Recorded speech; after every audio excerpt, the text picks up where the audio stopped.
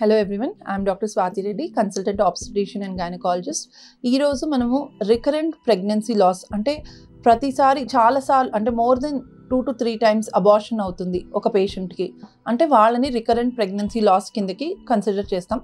So ఎవరికి ఈ more than 2 to 3 times abortion అవుతుంది, ఏ రీజన్ ఉండొచ్చు అనేది డిస్కస్ చేద్దాం. సో ఒక పేషెంట్ వస్తారు, మనకి ఇది సెకండ్ టైం అయింది, థర్డ్ టైం అయింది, ప్రెగ్నెన్సీ కన్ఫర్మ్ అవుతుంది కానీ బ్లీడింగ్ వచ్చేస్తుంది అని అంటారు. సో చాలా రీజన్స్ ఉన్నాయి ప్రెగ్నెన్సీ లాస్కి, కానీ మోర్ దెన్ 3 times అంటే ఖచ్చితంగా బ్లడ్ టెస్ట్లు, జెనెటిక్ టెస్ట్ అనేవి ఉంటాయి, చేయించుకోవాలి. కొన్ని ముందే ప్రీ కన్సెప్షనల్ మెడిసిన్స్ అని ఉంటాయి, ముందే మనం మెడిసిన్స్ వేసుకుంటూ హస్బెండ్ అండ్ వైఫ్ ప్లాన్ చేసుకుంటే ఆ ప్రెగ్నెన్సీ నిలబడే ఛాన్సెస్ ఉంటుంది. సో కామనెస్ట్ రీజన్ అంటే ఫస్ట్ 3 months లోపల మనకు అబార్షన్ అవుతుంది అంటే ఒక 6-7 వారాల లోపలనే మనకు పీరియడ్ మిస్ అయ్యి ఒక 2 వారాలు 3 వారాలు అయింది, అబార్షన్స్ అయిపోతున్నాయంటే యూజువల్గా ఎగ్ క్వాలిటీ అనేది బాగుందా అని చూసుకోవాలి, స్పర్మ్ క్వాలిటీ బాగుందా అని చూసుకోవాలి.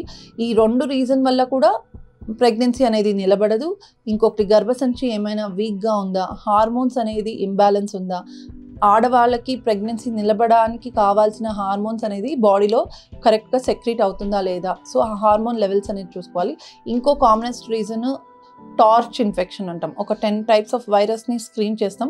సో ప్రెగ్నెంట్ విమెన్లోనే ఆ వైరస్ ఉంటే ఆ పిండంని పెరగనివ్వదు, ఆ పిండంని ఫారిన్ బాడీ లాగా ట్రీట్ చేసి దాన్ని రిజెక్ట్ చేసేసి అబార్షన్ అయిపోతుంది.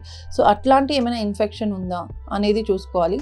అండ్ వేరే ఆటో ఇమ్యూన్ డిసార్డర్స్, మదర్లో ఏమైనా వేరే హెల్త్ ఇష్యూస్ ఉన్నాయా, మెడికల్ కండిషన్స్ చూసుకోవాలి. టీబీ అవి కూడా రూల్ అవుట్ చేసుకోవాలి. So this is commonest in first 2 months or 1.5 monthలో అబార్షన్ అయ్యేది. So after 3rd month 3 months అయ్యాక కూడా కొంతమందికి ప్రతిసారి ప్రెగ్నెన్సీ అనేది లూజ్ అవుతూ ఉంటుంది.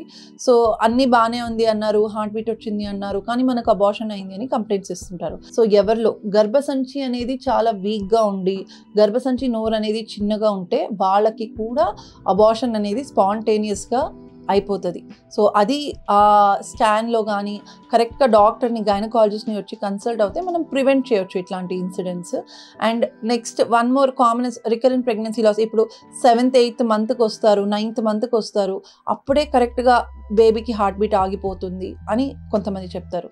సో మనకేమైనా డయాబెటీస్ ఉందా, హైపర్ టెన్షన్, బీపీ ఉందా, ప్రెగ్నెన్సీలో ప్లేట్లెట్స్ ఏమైనా తక్కువ అవుతున్నాయా, దానివల్ల మనకు బేబీని లూజ్ చేసుకుంటున్నామా అని చూసుకోవాలి.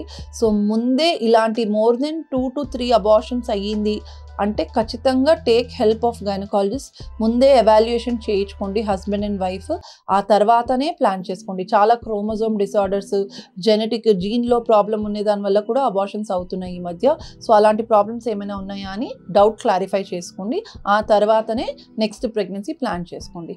If any doubt you can contact me. Thank you.